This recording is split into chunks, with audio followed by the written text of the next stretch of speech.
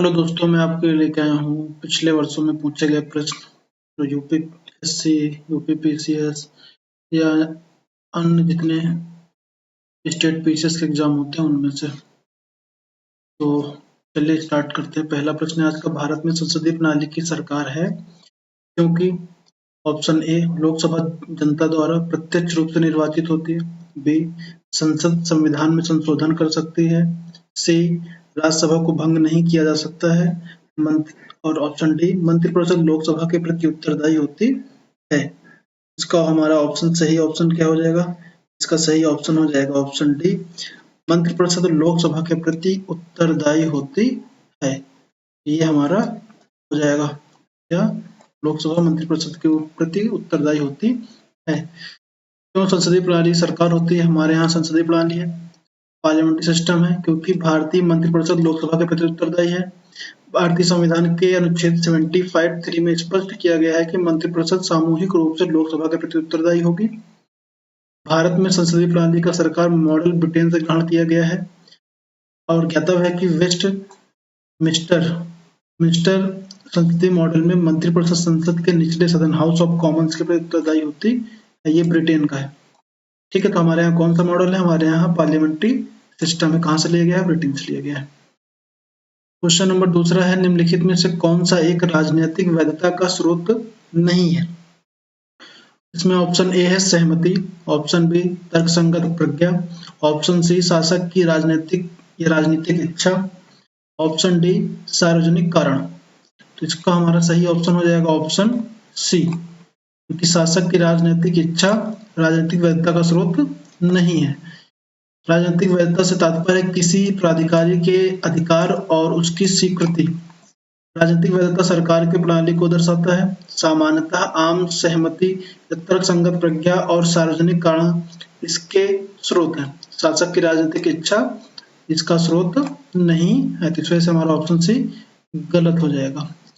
अगला क्वेश्चन है, निम्नलिखित में से कौन सा दल रहित अवधारणा से संबद्ध है? ऑप्शन से हमारे JB Kripalani, option B Jayaprakash Narayan, option C Acharya Narendra Dev, option D Vinoba Bhave. इसका सही आंसर है जयप्रकाश नारायण। जयप्रकाश नारायण हमारे सही आंसर है दल रहित लोकतंत्र की अवधारणा के लिए। जेबी कृपलानी जो थे वो प्रसिद्ध राजनीतिक थे। 1947 में भारतीय राष्ट्रीय कांग्रेस की अध्यक्षता भी की थी। और इसका जयप्रकाश नारायण जो हमारे आंसर है लोकनायक के रूप में जाने जाते हैं बिहार में, और प्रतिष्ठित व्यक्ति हैं जो जेपी आंदोलन बिहार के माध्यम से दल रहित लोकतंत्र की अवधारणा का ठोस व सक्रिय रूप प्रदान किया है। आचार्य नरेंद्र देव भारतीय राष्ट्रीय कांग्रेस में सक्रिय सदस्य थे। 1916 से 1947 के बीच में ऑल इंडिया कांग्रेस कमेटी के सदस्य रहे। विनोबा भावे भारत के राष्ट्रीय अध्यापक महात्मा गांधी के आध्यात्मिक उत्तराधिकारी के रूप में माने जाते हैं और इन्होंने एक इम्पोर्टेंट काम किया था, वो था भूदान आंदोलन, इनके द्वारा प्रारंभ किया गया था। अगला क्वेश्चन है, लोकतंत्र में निम्नलिखित में से कथनों पर विचार कीजिए। इसमें ऑप्शन है, इसमें लोगों द्वारा निर्वाचित सरकार का गठन होता है। दूसरा, लोकतंत्र में वर्तमान सत्तासीन लोगों को हराने की संभावना काफी होती है। प्रत्येक मत का मूल एक ही होता है। इसमें हमें ऑप्शन चुनने हैं, केवल 1 और 2। ऑप्शन बी 1, 2 और 3, ऑप्शन सी केवल 1, ऑप्शन डी 2 और 3। इसमें हमारा जो सही ऑप्शन हो जाएगा वो ऑप्शन हो जाएगा कौन सा? Option B. लोकतंत्र में जो हमारा क्या है, लोगों द्वारा निर्वाचित सरकार होती है, आपको पता ही है। लोकतंत्र में वर्तमान सत्तासीन लोगों को हराने की काफी संभावना होती है और प्रत्येक मत का मूल कितना होता है? एक ही होता है। लोकतंत्र शासन का वह रूप है इसमें जनता शासकों का चुनाव करती है।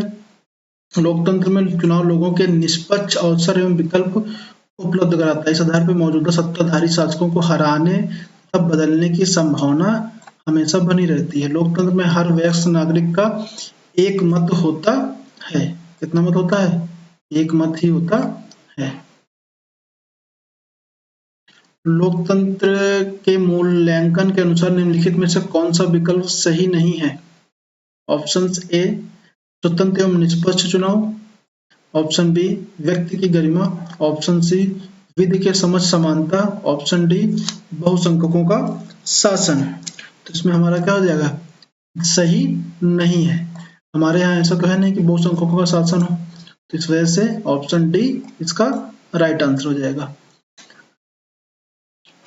लोकतंत्र में बहुमत के शासन को स्वीकार किया जाता है। इसके शासन स्वीकार किया जाता है बहुमत के शासन को, किंतु बहुमत सदैव अल्पमत का ध्यान रखना पड़ता है। बहुमत में सदैव अल्पमत का ध्यान रखना पड़ता है, अर्थात लोकतंत्र केवल बहुसंख्यकों का शासन नहीं होता। इस वजह से हमारा ऑप्शन डी गलत है। लोकतंत्र तभी लोकतंत्र रहता है जब प्रत्येक नागरिक को किसी न किसी अवसर पे बहुमत का हिस्सा बनने का अवसर मिलता है। अगला प्रश्न है हमारे पास, जनता द्वारा संसद के लिए चुने गए सभी प्रतिनिधियों में से बहुमत समूह सरकार बनाता है। बहुमत प्राप्त समूह सरकार बनाती है, संसद को नियंत्रित करती है और उसका मार्गदर्शन करती है। संसद को नियंत्रित करती है और उसका मार्गदर्शन करती है। तो आपको पता है कि हमारे यहाँ क्या है, जिस दल को बहुमत प्राप्त होता है वही दल सरकार बनाता है, पहला सही है। संसद सरकार को नियंत्रित करती है, बिल्कुल सरकार को नियंत्रित करती है, क्योंकि हमारा पहले मिल रहा था कि सरकार किसके, लोकसभा संसद के, सरकार किसके, लोकसभा के प्रति उत्तरदायी होती है, और लोकसभा किसका पार्ट है, लोकसभा संसद का पार्ट है। इस वजह से हमारा ऑप्शन सी सही हो जाएगा। जनता द्वारा संसद के लिए चुने गए सभी प्रतिनिधि बहुमत प्राप्त सरकार समूह बनाते हैं, सरकार संसद सरकार को नियंत्रित करती है, उसका मार्गदर्शन करती है। अगला क्वेश्चन है, संविधान के संदर्भ में निम्नलिखित कथनों पर विचार कीजिए। जिन देशों के पास अपना संविधान होता है वे सभी लोकतांत्रिक देश होते हैं। संविधान समाज के मूलभूत स्वरूप का निर्धारण करता है। इसमें हमारे पास उपयुक्त कथनों में से कौन सा जैसे सही है? ए केवल एक, बी केवल दो, सी एक और दो दोनों, डी ना तो एक ना ही दो। इसमें हमें बताना है कौन सा सही है। तो इसमें हमारा ऑप्शन बी केवल, क्यों? क्योंकि जिनके पास संविधान है जरूरत नहीं कि वो लोकतांत्रिक ही हो, जरूरत नहीं है। जैसे कि हमारे पास चाइना है, चाइना के पास संविधान तो है लेकिन वो लोकतांत्रिक नहीं है। ठीक, आना सही है, चुनाव जरूर होते हैं लेकिन वहाँ एक ही पार्टी है। तो जहाँ पे संविधान हो जरूरी नहीं कि वहाँ लोकतांत्रिक हो। हाँ, संविधान समाज का मूलभूत स्वरूप का निर्धारण करता है। तो इसका ऑप्शन बी से हो जाएगा, पहला हमारा गलत हो जाएगा। यह आवश्यक नहीं जिन देशों के पास अपना संविधान होता है वे सभी लोकतांत्रिक होते हैं, उदाहरण के चीन, वेनेजुएला आदि। संविधान उन आदर्शों का सूत्रबद्ध करता है जिनके आधार पर नागरिक अपने देश को अपनी इच्छा व सपनों के अनुसार रच सकता है। तो कथन दो सही है। निम्नलिखित में से कौन सी विशेषताएं संसदीय शासन व्यवस्था से संबंधित नहीं है? यह बात याद रखा करो हमेशा। पहला ऑप्शन है सामूहिक उत्तरदायित्व, दूसरा प्रधानमंत्री का नेतृत्व, तीसरा एकल कार्यपालिका। तो इसमें हमारा कौन सा नहीं है? तो संसदीय शासन व्यवस्था में हमारे एकल कार्यपालिका नहीं होती है। ठीक है, तो ऑप्शन कौन सा? डी सही है। तो संसदीय संसदीय प्रणाली में निम्नलिखित मुख्य विशेषताएं होती हैं। दोहरी कार्यपालिका सबसे पहले लिखा है। राष्ट्रपति नाम मात्र कार्यकारी होता है, जबकि प्रधानमंत्री कैसा होता है? वास्तविक कार्यकारी होता है। सामूहिक उत्तरदायित्व होता है। संसदीय सरकार के विशिष्ट सिद्धांत एवं मंत्री सामूहिक रूप से संसद के प्रति क्या होते हैं? विशेष रूप से लोकसभा के प्रति हो जाती है। ये बात हमेशा दो ऑप्शन आते हैं इसमें हमेशा, एक संसद के प्रति उत्तरदायी और एक लोकसभा के प्रति उत्तरदायी होती है, क्योंकि संसद में तीनों आ जाते हैं, राष्ट्रपति, राज्यसभा और लोकसभा। अनुच्छेद 75 में विधायिका आमतौर पर दो सदनों में विभक्त होती है, निम्न सदन और उच्च सदन। कार्यपालिका विधायिका से स्वतंत्र नहीं होती है। प्रधानमंत्री के नेतृत्व में सरकार, इस प्रणाली में प्रधानमंत्री नेतृत्वकारी भूमिका में निभाता है। वह मंत्रिमंडल व संसद व सत्तारूढ़ दल का नेता होता है। गांधीवादी और मार्क्सवाद के बीच एक समान सहमति पाई जाती है। यह निम्नलिखित में से कौन सी है? एक अंतिम लक्ष्य के रूप में राज्य विहीन समाज, बी वर्ग संघर्ष, सी निजी संपत्ति की समाप्ति, डी आर्थिक नियतिवाद। तो इसमें जो गांधीवाद है और मार्क्सवाद है, इन दोनों का मकसद था कि समाज कैसा होना चाहिए, समाज होना चाहिए राज्य विहीन।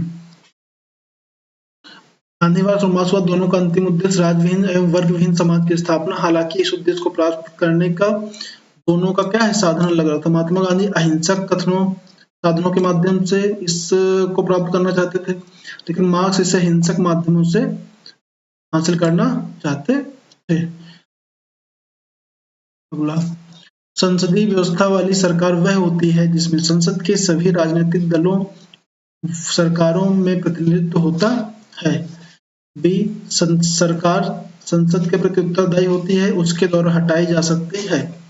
सरकार लोगों द्वारा निर्वाचित होती है, उसके द्वारा हटाई जा सकती है। सरकार संसद के द्वारा चुनी जाती है, किंतु निर्धारित समयावधि को पूर्ण होने से पूर्व नहीं हटाई जा सकती है। ठीक है, तो संसद, ये तो गलत हो गया हमारा पहला, चौथा नंबर गलत हो गया, क्योंकि ये पूर्व हटाई जा नहीं सकती। ये तो बहुत बार हमने देखा कि पहली सरकारें गिर जाती हैं। दूसरा, संसद के सभी राजनीतिक दलों को सरकारों में प्रतिनिधित्व होता है, तो सभी का कहाँ होता है, जो हमारे जो बहुमत प्राप्त होती है वही होता है। तीसरा, लोगों द्वारा निर्वाचित होती है, उसके द्वारा ही हटाई जा सकती है, लेकिन हमारे यहाँ ऐसा नहीं है, तो ऑप्शन बी राइट हो गया। संसदीय व्यवस्था के अंतर्गत सरकार संसद के प्रति उत्तरदायी होती है, संसद द्वारा सरकार को हटाया जा सकता है। उदाहरण तौर पर भारतीय संसदीय व्यवस्था वाली सरकार संविधान 75(3) के अनुसार मंत्रिपरिषद सामूहिक रूप से लोकसभा के प्रति उत्तरदायी होती है।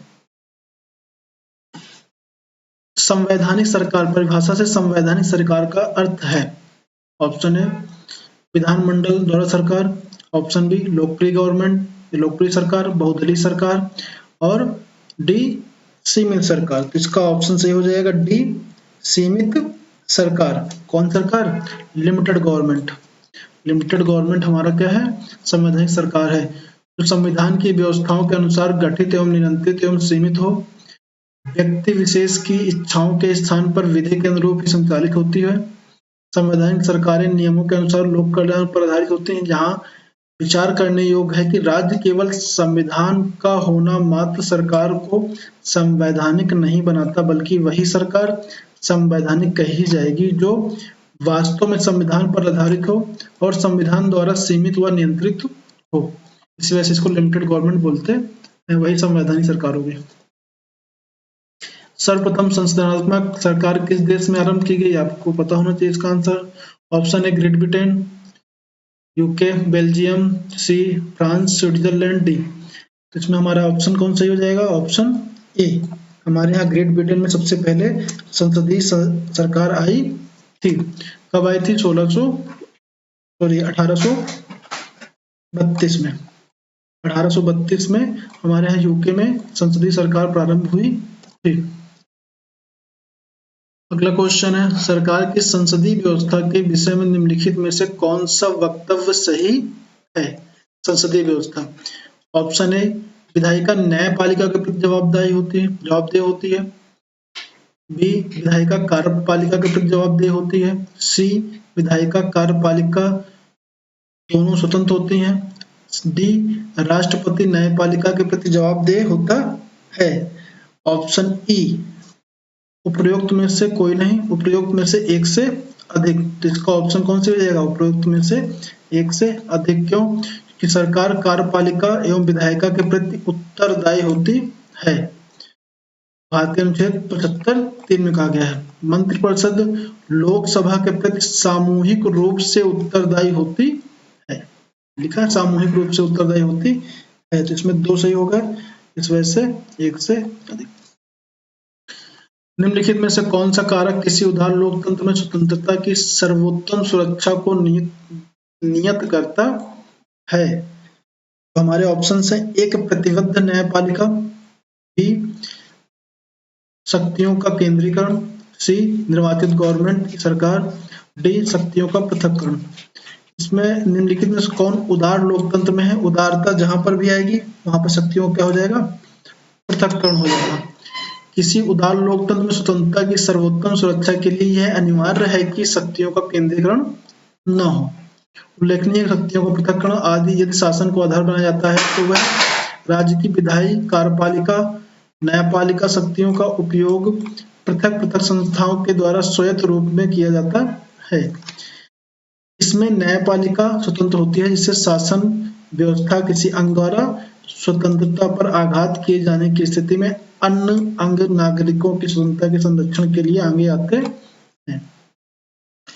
इस प्रकार शक्तियों का पृथक्करण के माध्यम से उनके केंद्रीकरण की प्रवृत्ति को हतो उत्साहित किया जाता है। इससे ही स्वतंत्रता की सर्वोत्तम रक्षा की जा सकती है। तो इसका ऑप्शन डी सही हो गया।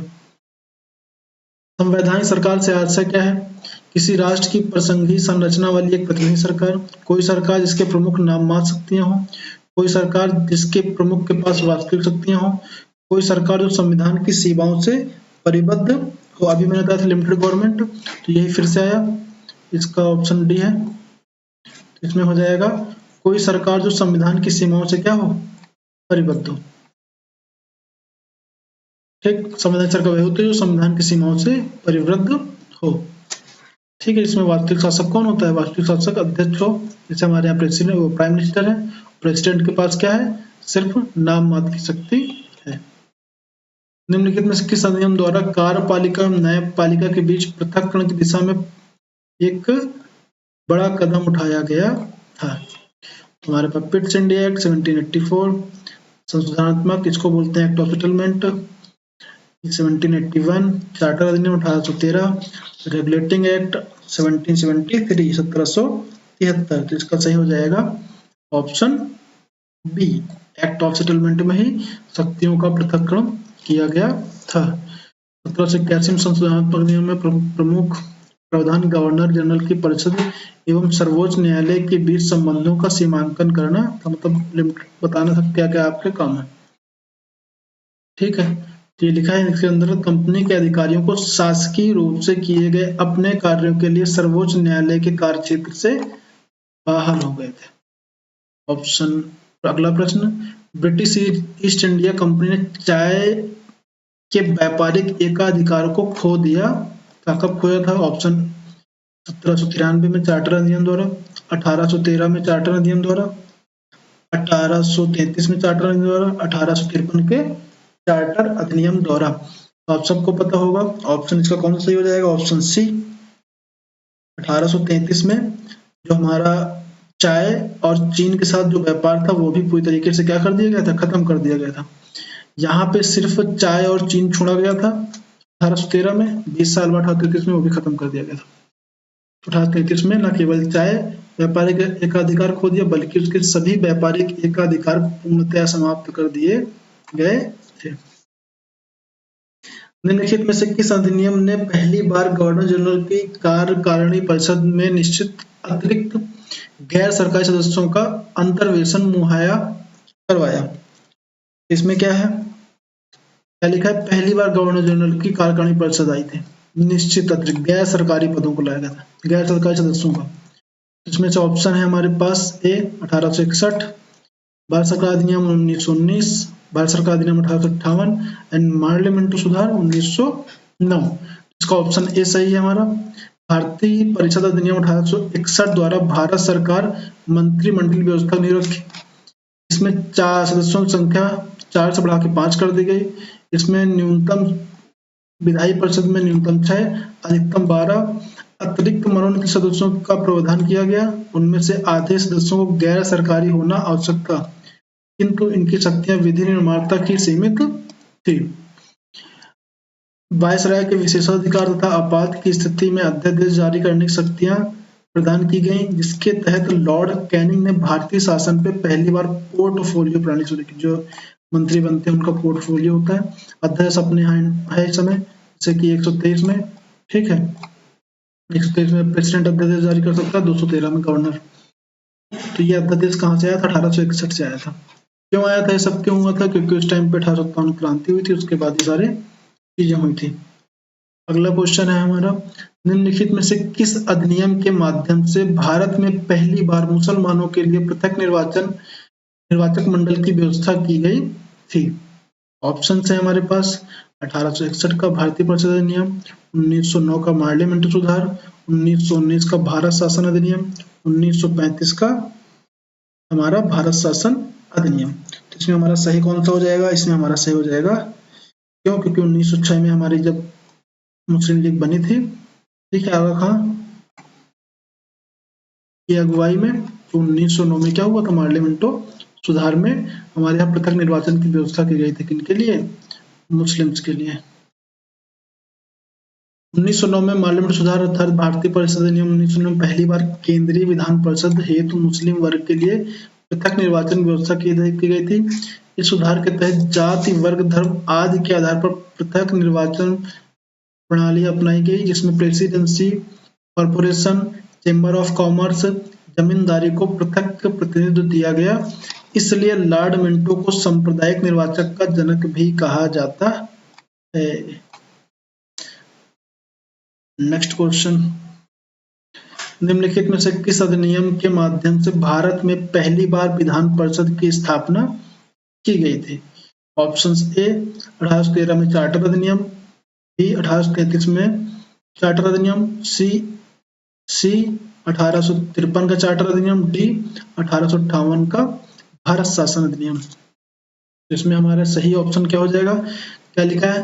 भारत में पहली बार विधान परिषद क्या हुआ था? विधान परिषद की स्थापना की गई थी। तो ऑप्शन इसका सी सही हो जाएगा।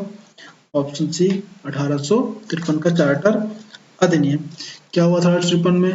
अंतर्गत संपूर्ण भारत के लिए पृथक विधान परिषद की स्थापना की गई। इसी परिषद ने आगे चलकर लघु संसद का रूप लिया।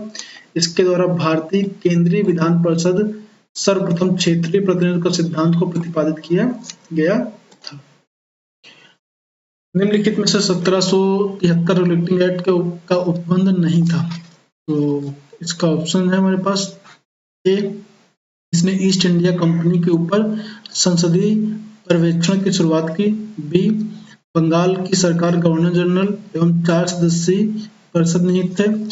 सी, इसने योग्यताओं पर सभी प्रतिबंधों को हटाकर कोर्ट ऑफ प्रॉपर्टी में मत की शक्ति को बदल दिया। डी, गवर्नर जनरल का निर्णायक मत निहित किया गया था। तो इसका हमारा सही जवाब हो जाएगा। तो सही जवाब क्या हो जाएगा? इसने योग्यताओं के सभी प्रतिबंधों को हटाकर कोर्ट ऑफ द प्रोप्राइटर्स में मत की शक्ति को बदल दिया। जैसे 1873 का जो रेगुलेटिंग एक्ट आया था सबसे पहला वाला, उसमें क्या गया था? भारत में कंपनी के शासन में ब्रिटिश नियंत्रण की शुरुआत हुई। बंबई, मद्रास और प्रेसिडेंट ऑफ कोलकाता प्रेसिडेंट के अधीन कर दिया गया था। बंगाल, कलकत्ता प्रेसिडेंसी के गवर्नर जनरल को 4 सदस्य वाली परिषद नियंत्रण की स्थापना स्वीकार की गया। गवर्नर जनरल का निर्णायक मत ही निहित था। 1774 में सुप्रीम कोर्ट की स्थापना हुई और इसके जो पहले न्यायाधीश थे, मुख्य न्यायाधीश थे, वो थे सर एलिजा एम्पे। कर्मचारियों के निजी व्यापार एवं भारतीय लोगों से उपहार लेने पर प्रतिबंध लगा दिया गया। बंगाल के गवर्नर को तीनों प्रेसिडेंसियों का गवर्नर जनरल कहा जाने लगा, मतलब ये हेड बन गया तीनों का। कौन कौन सी? मुंबई, मद्रास और कोलकाता का। तो हमारे जो पहले गवर्नर जनरल थे वो कौन थे? Warren Hasting. निम्नलिखित में से किस अधिनियम के अंतर्गत भारतीय विधान परिषद को बजट पर बहस करने की शक्ति प्राप्त हुई? ऑप्शन है हमारे पास भारतीय परिषद अधिनियम 1861, भारतीय परिषद अधिनियम 1892, भारतीय परिषद अधिनियम 1909, भारत शासन अधिनियम 1919। इसमें हमें किस वर्ष उसमें बजट पर बहस करने की अनुमति मिली थी? बजट पर बहस करने की अनुमति हमें मिल गई थी 1892 में। भारतीय परिषद अधिनियम 1892 विधान परिषद के कार्यों में वृद्धि कर उसे बजट पर बहस करने और कार्यपालिका को प्रश्नों में उत्तर देने के लिए अधिकृत किया गया। हालांकि परिषद के अध्यक्ष को भारतीय सदस्यों द्वारा पूछे गए किसी भी प्रश्न को स्वीकृत या अस्वीकृत करने का अधिकार प्राप्त था। आपको पता होगा सबसे पहले ब्रिटिश कालीन भारतीय बजट की व्यवस्था कब शुरू हुई थी? 1860 में बजट व्यवस्था शुरू हुई थी। निम्नलिखित में से किस अधिनियम द्वारा सरकारी नियुक्तियों के लिए प्रतियोगी परीक्षा का विधान किया गया? अब ये प्रतियोगिता जो हम लोग देते हैं, प्रतियोगी परीक्षा देते हैं, वो कब से शुरू हुई थी? इसके लिए हम ऑप्शन है हमारे चार्टर अधिनियम 1813, चार्टर अधिनियम 1853, पिट्स इंडिया एक्ट 1784। इसका ऑप्शन सही हो जाएगा ऑप्शन बी, चार्टर अधिनियम 1853। ऑप्शन बी, चार्टर अधिनियम 1853 द्वारा प्रमुख सरकारी सेवाओं में नामजदगी सिद्धांत समाप्त कर कंपनी के महत्वपूर्ण पदों की प्रतियोगी परीक्षाओं के माध्यम से भरने की व्यवस्था की गई और पहली बार सिविल सेवाओं में भारतीयों को शामिल करने का प्रावधान किया गया था। और हमारे जो पहले चयनित सिविल सेवक थे कौन थे? सत्येंद्रनाथ टैगोर। भारतीय विधान पालिका प्रथम बार द्विसदनी बनाई गई। कब बनाई गई थी द्विसदनी? ऑप्शन ए 1892 के भारतीय परिषद अधिनियम, 1909 के भारतीय परिषद अधिनियम, 1919 एंड 1935। हमारे यहाँ प्रथम बार द्विसदनी कब बनाई गई थी? 1919 में बनाई गई थी। 1935 में चेंज करी जाएगी, वहां पे सेंटर को द्विसदन बना दिया जाएगा। तो ये था 1919 की भारत सरकार अधिनियम द्वारा बनाया गया था। देखिए 1919 में केंद्र सरकार अधिनियम द्वारा पहली बार केंद्र में द्विसदनीय व्यवस्था के साथ प्रत्यक्ष निर्वाचन की व्यवस्था की गई। तब भारतीय विधान परिषद के स्थान पर राज्य परिषद एवं केंद्रीय विधान परिषद का गठन किया गया। ऑप्शन सी सही है। 1935 के भारत शासन अधिनियम द्वारा स्थापित संघ में अवशिष्ट शक्तियां किसको दी गई? आपको पता है अवशिष्ट शक्तियां किसको दी जाएंगी? तो अवशिष्ट शक्तियां ऑप्शन है संघीय विधान पालिका को, बी प्रांतीय विधानमंडल को, सी गवर्नर जनरल को, डी प्रांतीय गवर्नर को। इसका सही ऑप्शन हो जाएगा ऑप्शन सी गवर्नर जनरल को। 1935 भारत शासन अधिनियम द्वारा केंद्र व राज्यों के मध्य शक्तियों का विभाजन 3 सूचियों के अंतर्गत संघ सूची, प्रांत सूची एवं समवर्ती सूची पर किया गया। संघ सूची पे 59 विषय, प्रांत सूची पे 54 विषय थे और समवर्ती सूची पे 36 विषय थे। अवशिष्ट शक्तियां थी, अवशिष्ट शक्तियां मतलब जो दोनों में अगर कहीं भी कॉन्फ्लिक्ट आता है तो किसके पास जाएगा? वो गवर्नर के पास जाएगा और गवर्नर ही उनमें डिसीजंस लेते थे, गवर्नर जनरल। भारत सचिव का पद निम्नलिखित में किसके द्वारा बनाया गया था? ऑप्शन 1773 का रेगुलेटिंग एक्ट, 1853 का चार्टर अधिनियम, 1858 का भारत सरकार अधिनियम, 1861 का भारतीय परिषद का अधिनियम।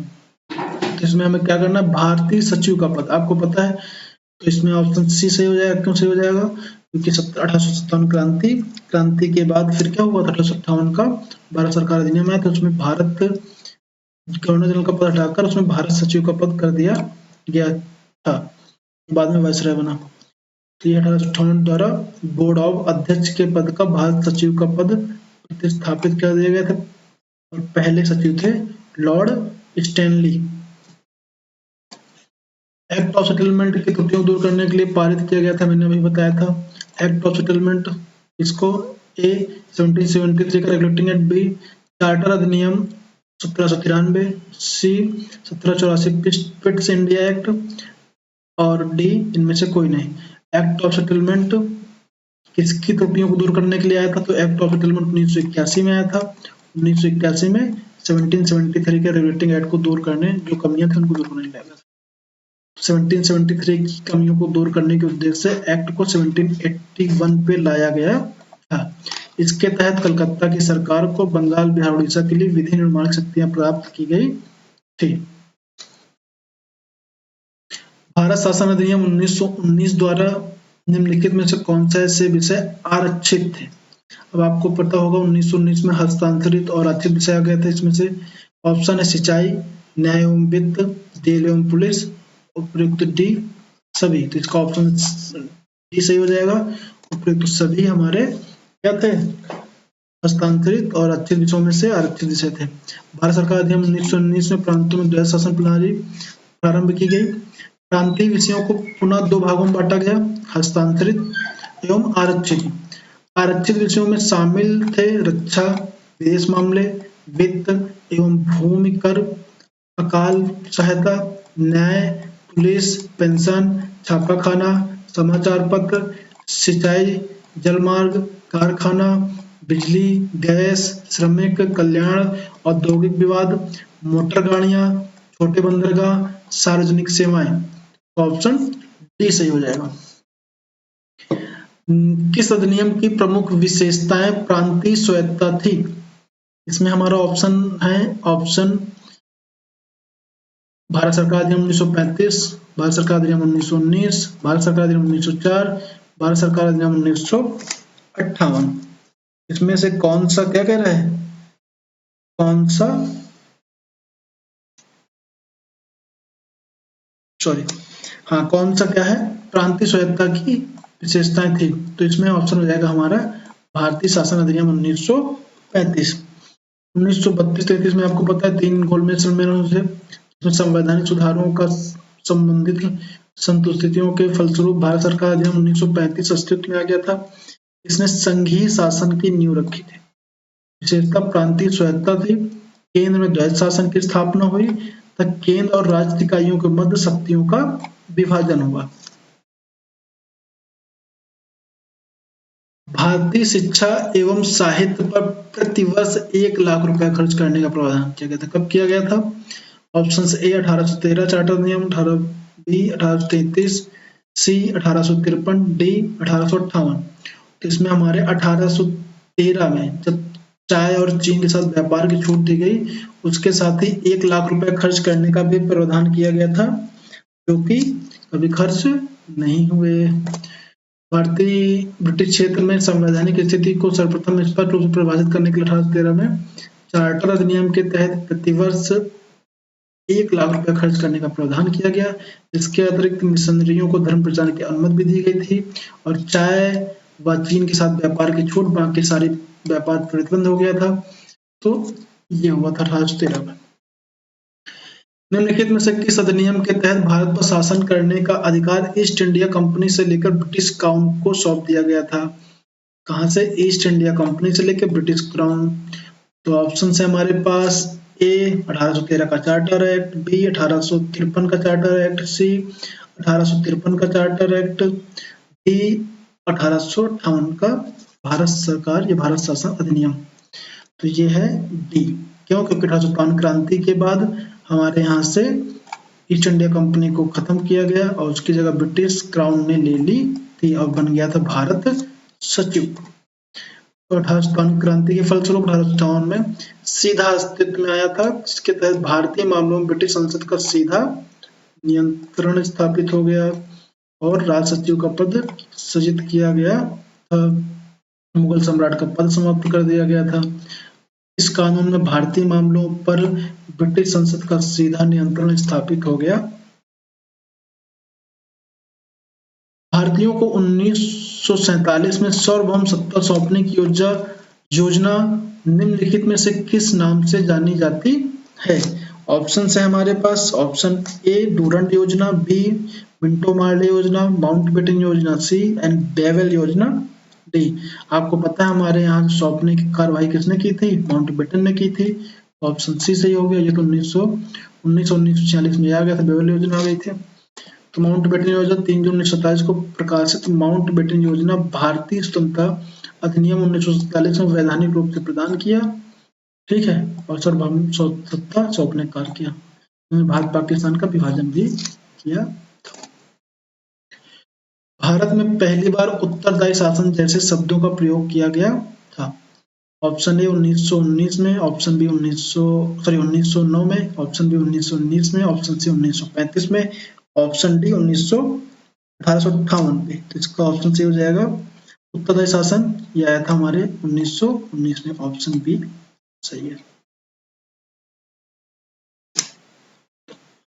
भारत शासन अधिनियम 1919 में मॉन्टेग्यू चेम्सफोर्ड सुधार के नाम से जाना जाता है। इसके अंतर्गत ब्रिटिश सरकार नीतियों प्रशासन की प्रत्येक शाखा में भारतीयों की भागीदारी बढ़ाने एवं स्वशासन संस्थाओं का क्रमिक विकास करने की थी, ताकि ब्रिटिश साम्राज्य के आंतरिक भाग के रूप में उत्तरदायी सरकार का प्रगतिशाली प्रगति प्राप्ति की जा सके।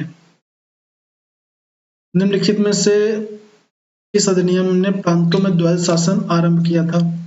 ए 1919 अधिनियम, बी 1935, सी 1909 अधिनियम, एंड डी भारतीय स्वतंत्रता अधिनियम 1947। इसका हमारा सही ऑप्शन हो जाएगा ऑप्शन कौन सा? ए मैंने आपको पहले बताया था कि प्रांतों में द्वैध शासन 1919 में शुरू हुआ था और फिर सेंटर में द्वैध शासन शुरू हुआ था 1935 में। भारत सरकार अधिनियम 1919 में मार्टिन फोर्ड के सुधार के नाम जाना जाता है। इसके प्रमुख प्रावधान थे केंद्र द्विसदनात्मक विधायी की स्थापना, राज्य परिषद एवं दूसरी केंद्रीय विधानसभा, केंद्र प्रत्यक्ष निर्वाचन व्यवस्था, प्रांतों में द्वैध शासन प्रणाली लागू की गई, प्रांतीय विषयों को मुख्य दो भागों में बांटा गया, आरक्षित और हस्तांतरित। विधान परिषद 3 प्रकार के सदस्यों की व्यवस्था की गई, निर्वाचित, मनोनीत एंड गैर सरकारी। इसको पढ़ लेना। पहली बार केंद्रीय बजट पर राज्य बजट को अलग किया गया। लोक सेवा आयोग 1926 में पहला बार हुआ था, 1919 में इसका प्रावधान किया गया था। मताधिकार, सांप्रदायिक निर्वाचन मंडल की व्यवस्था की गई थी। तो ये सब हुआ और इस अधिनियम द्वारा पहली बार महिलाओं को वोट देने का अधिकार प्रदान किया गया था। ये बहुत इंपॉर्टेंट है और लियोनो कार्टिस को इसका जनक कहा जाता है प्रांतों में द्वैध शासन का। भारतीय परिषद अधिनियम 1861 के संदर्भ में निम्नलिखित कथनों पर विचार कीजिए। वायसराय के विधान परिषद में नियुक्त 3 गैर आधिकारिक सदस्यों में से एक सर दिनकर राव थे। दूसरा, इस अधिनियम में पंजाब प्रांत के लिए पृथक विधान परिषद की स्थापना के लिए प्रावधान किया गया था। हमारे सही